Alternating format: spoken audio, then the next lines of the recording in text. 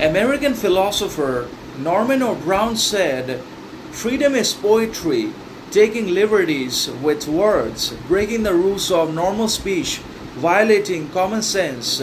Freedom is violence," meaning freedom actually has always had its own significance, importance, character, distinction, individuality, worth, and obviously sovereignty in the world, because freedom always exists, and it is always present around us as well as in our surroundings in one way or another, because everything about ourselves and everything around us has some degree or some amount of freedom about itself that often goes unnoticed and unrecognized, obviously because of our daily business, and also because of our mass ignorance and psychosis and aggression, arrogance, ego, jealousy, frustration, and because of all our negative tendencies and qualities, we tend to ignore the role that freedom plays as a significant, important, meaningful, and sovereign entity all by itself that is always present in everything, including nature and its elements. So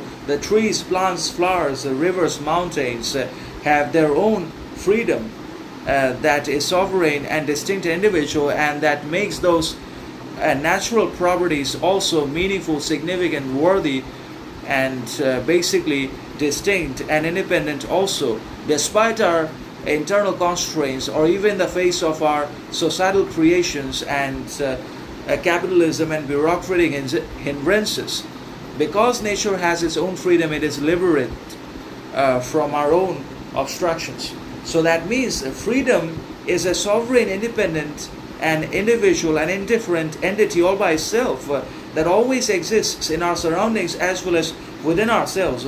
And in that sense, freedom is the equivalent of violence. Freedom is rebellion, revolt, disagreement, and disengagement from all that is corruption, criminality, and disappointing, injustice, inequality, and division, alongside repression, suppression, etc., alongside violence. So freedom is the direct revolution and basically rebellion and violence against all that is evil, unjust, and unfair in society, as well as from politics, alongside repression of our individuality, perception, authenticity, as well as the suppression of our truths.